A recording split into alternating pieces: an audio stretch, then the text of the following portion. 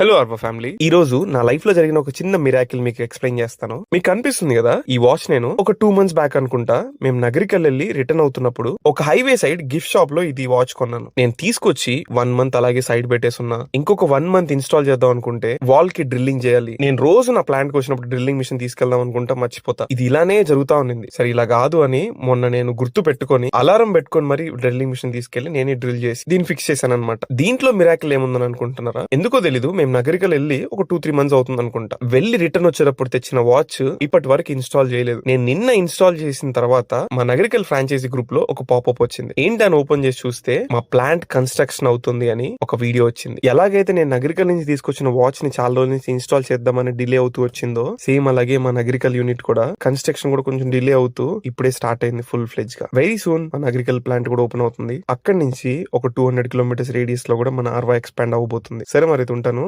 Bye.